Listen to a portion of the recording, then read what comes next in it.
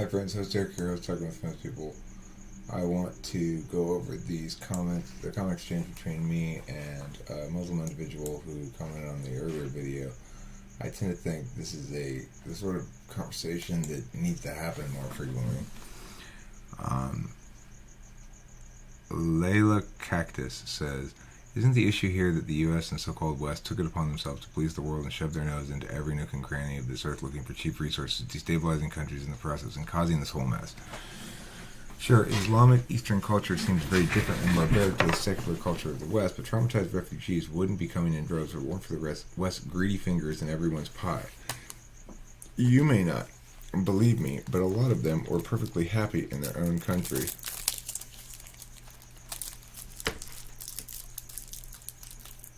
Well, now, Katie, I've deduced that you're an INTJ. Congratulations for being an INTJ.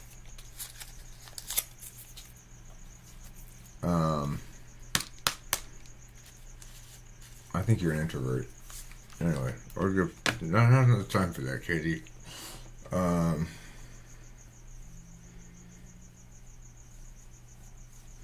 You may not believe me, but a lot of them were perfectly happy in their own country and had no desire to invade your space before their country turned into living hells. Not that there aren't sly opportunists. Also, you'll find that Islam doesn't urge its followers to hate on everyone. That would make for a very self-defeating religion indeed. Death sentences and such punishments should only occur in an established Islamic caliphate, which, by the way, doesn't exist currently, with very specific requirements requiring multiple witnesses. Like, seriously, what adulterers are going to have 4 witnesses unless they're doing it in the town square, which I feel most people wouldn't appreciate. People act all holier than thou and act horrified about harsh punishments, but don't hesitate to say nuke all the brown goat fuckers or give them guns and they can kill each other, which is exactly what's happening. Look, I said give them guns because the question always comes up, well, what do you do with refugees who face death back home? And they want to come into your country. Well, you don't just turn them away. You turn them away and arm them. Say, go back and fight for your lives, you know? If there were a group of you that we could trust to be secularists, then we'd go there and fight on your behalf, probably, and try to save the day or something, because we're stupid like that. I wouldn't. When I'm president, I'm not going to do that kind of shit, that's for sure. But, it's just the problem is, the U.S. stupidly got rid of the only 2 good leaders there were in the Middle East, Muammar Gaddafi and freaking Saddam Hussein, because they were both relatively secularists, and Bashar al-Assad, or whatever his name is, the Syrian guy. Why get rid of the secular dictators? They're better than the religious governments. Relatively secular dictators. Anyway, okay, but if adulterers are having sex with each other, then who have they transgressed against? At least with adultery, you've got some sort of claim to justification. Somebody violated a contractual agreement. But if you don't give them the ability to get out of that contract, then you give them a choice. I don't know how divorce is in Islam, but whatever. That's not my concern. I'm not concerned about people being punished for adultery. I'm concerned about people being punished for totally non-transgressive things. At least that's sort of transgressive.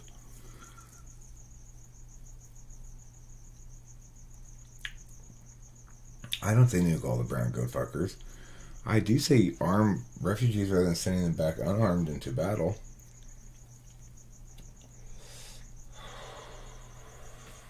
I do say let them kill themselves to democracy.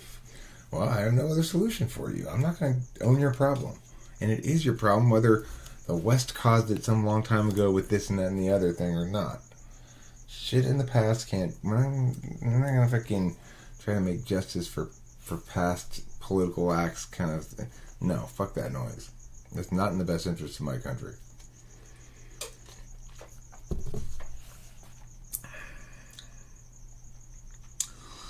The punishments are, why did everyone get their panties in a twist? If you're not Muslim, none of this will impact your life whatsoever. Well, it does. I mean, what about Charlie Hebdo? What about that magazine? They killed all those people.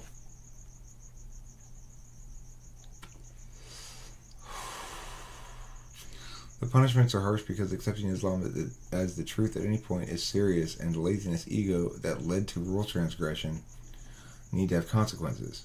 What? Anyhow, I don't know what there is to be proud about in the liberty and secularness of the West, as it's all going to shit. That's my biased point of view, though. Also, I could search it out, but are any country's laws truly secular? Don't they all have a religious basis? Is morals and ethics based on what is? Also, I'm clearly a Muslim, full disclosure. So this is my responses, and then he responds again, or she. No culture is perfect. I agree the West in the past has engaged in plenty of bad behavior. However, I don't own the sins of my fathers, nor do I take any ownership of the bad policies of the poor choices of the electorate and elected officials. I'm concerned about sustaining a culture that values free expression as a more fundamental value than any specific belief that said expression offends. By and large, you aren't answering the actual points I made, but instead ones I didn't make. I've got 2 warrants: deeply ingrained misogyny, and 2, widespread belief that blasphemy, words you don't like, justifies actual violence legally sanctioned. When dealing with refugees who can't come in but who face armed opponents back home, give them guns. It's a decent thing to do. Why do the rule transgressions need to have a man-induced punishment? Can't God deal with it? How does someone else putting their soul in peril justify your violence against them? No, the laws of the U.S. are wholly secular. If any law has any religious language in it, the Supreme Court invalidates it as a violation of the constitutionally established severance between government and religion. Our founding fathers knew that when faith governs, it always does so transgressively. After all, the exact meaning of any religious text is open to broad interpretation, and the varying religious texts disagree with each other and even themselves. Thus, any government based in faith is guaranteed to be arbitrary and unaccountable. Forever will it justify crushing the atheists, the Jews, the Muslims, the Christians, whomever. It doesn't matter the religion. If it is one, it cannot govern without tossing rights aside in the name of piety. Laila says, I'd like to add that I think it's entirely reasonable that you wouldn't want to let any more Muslims in if it weren't for your government's doings. Whether or not you agree with policy is also what decided to accept immigrants. I know it's not realistic, but people should be doing something about the U.S. foreign policy before blindly fearing others. About the misogyny you mentioned, gang rapes in Egypt are but Egyptians truly following Islam? Who cares? It's not. I don't care if they're truly following it. They're following it as it's practiced. Sure, the majority identifies Muslims, but not your criticism of the rapes shouldn't apply to the religion, which never condones rape. And at what point does immoral behavior come from the culture itself or other factors? Well, it doesn't matter because it's correlated strongly enough with Islam that we can make the link.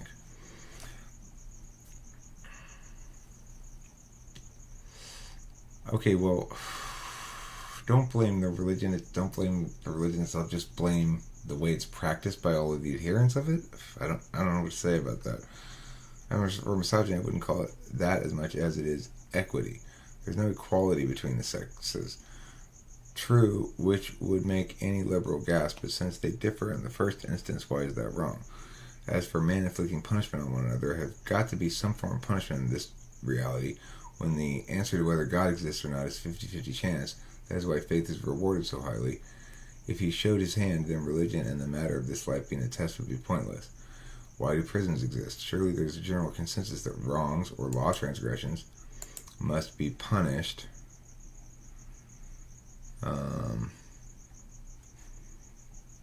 Replace wrongs here as those specified by religion, e.g. blasphemy, for which a believer derives all moral stances, which is a pretty objective way to live life, if you ask me.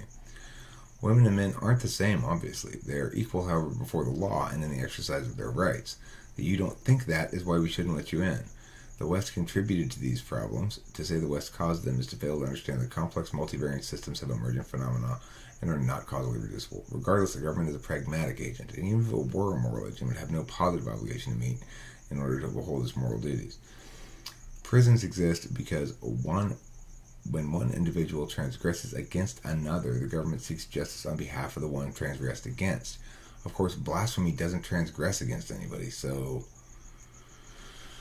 I just want to go in and explain that a little bit further for Laila Cactus. Let this person know as well that I'm making a video reply. I'm making a video right now on this comment exchange. It'll be up shortly. Okay. So again, I want to say thank you if I didn't already. I'm not sure if I did to Laila for engaging with me in a pretty a pretty successful way. I mean, like, she or he is not making bad points.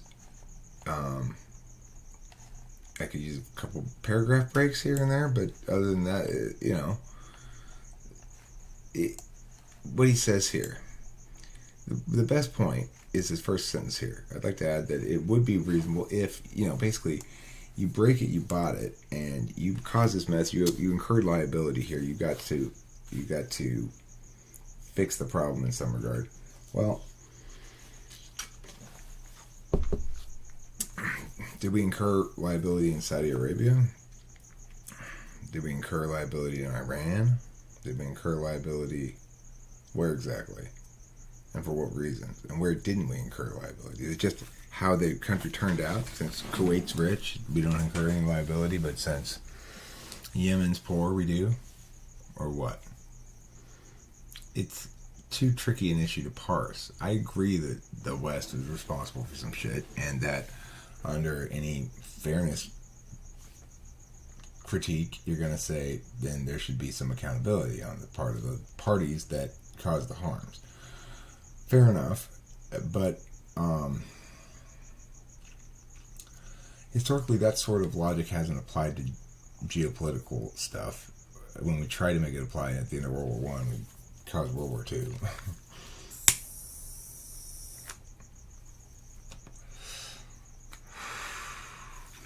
It's again, it's about the sins of the father.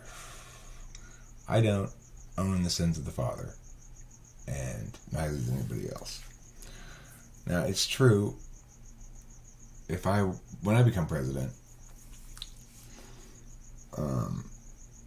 I will be tasked with following through on commitments I didn't make, right? So, as president, I may have to follow through on some commitments I didn't make.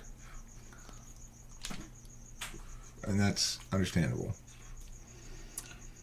However, I can assure you that when I am president, we won't be bombing people in the Middle East anymore. We won't be using drones. And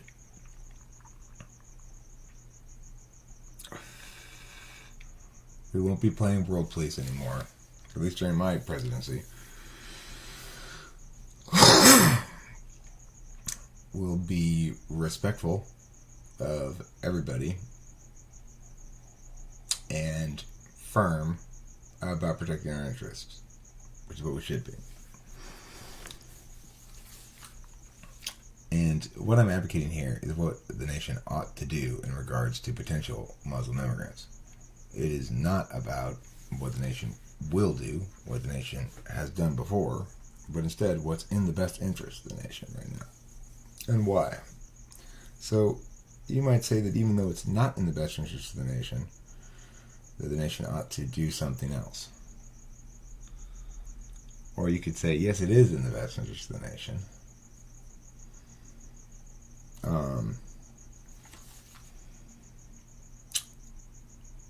But you can't simply say it's not a calculation that can be made because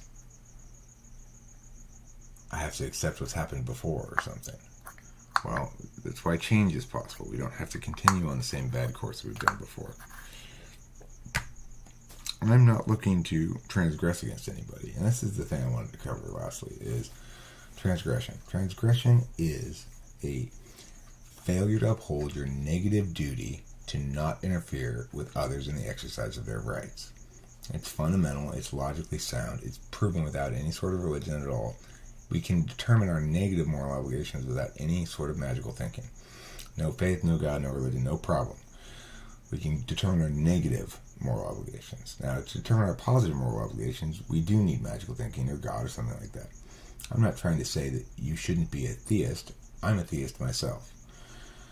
But don't make a mistake of thinking that your religion can actually determine what's moral and immoral if it goes against what we know logically to be true. So what we know logically to be true is that it's never okay to use violence against somebody if that violence is not responsive. Non-responsive violence is known as aggression. So, for example, if I say things you don't like and you aggress against me, then you've committed a crime against me, whether you're wearing a badge or not. This happened to me exactly. In fact, I was in Pomona, my neighboring city, and I was saying things the police didn't like because they were tasing somebody, and a police officer came up and shoved his gun in my ribs and told me to get out of there. It did successfully silence me. Well, I got $5,000 from the city for it, as I should have, because I was exercising my constitutional right to speak truth to power, the truth that they didn't like. If I were speaking to a Muslim leader in a Muslim country and was asked for my honest opinion about Islam, I'd say I think it's incredibly stupid and barbaric and backwards. After all, I've got people on my YouTube channel arguing things like it's okay to use violence against people who haven't done anything equal to violence. Now, if somebody steals your stuff and you need to tackle them to get it back or something, that's justified force. If somebody is threatening your life and you need to kill them to survive, that's justified self-defense. If somebody's about to kill somebody else and you need to use force to stop them, that's justified. But if somebody says something offensive to you, it's never okay for you to use force or the law or any other mechanism to transgress against that individual in the free exercise of their rights. I have another video on YouTube where I draw a picture of Muhammad and do other things that you're not supposed to do according to Islam.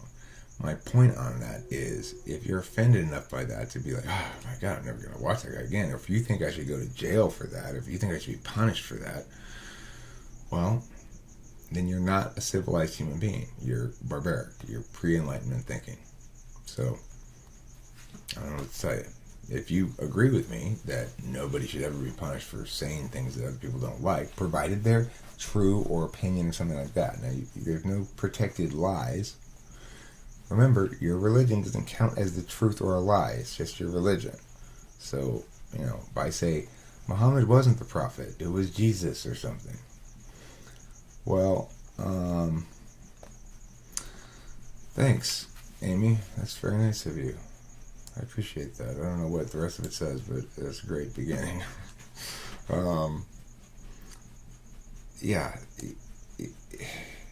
If you think that the fact that I did those things means that I should be punished in some regard, well, and if you don't, if you think absolutely not, you shouldn't be punished, that's crazy. That would be disastrously bad to think that speech could justify violence in that fashion. Well, then you're very atypical for a Muslim. But you probably don't think that, based on what I've read here. You probably think that, if I got off the plane in Cairo or in, I don't know, Kuwait or something, and had on my Muhammad is a pedophile shirt or something, that I should be arrested forthwith. Well, after all, you're in our country now, and you're not thinking from a rights-based framework then. You just think it matters. The fact that you represent some government or whatever. Everybody's just a dude or a chick. And if they lay hands on you, they better have a fucking good reason for it. Better be justified. Period. The end.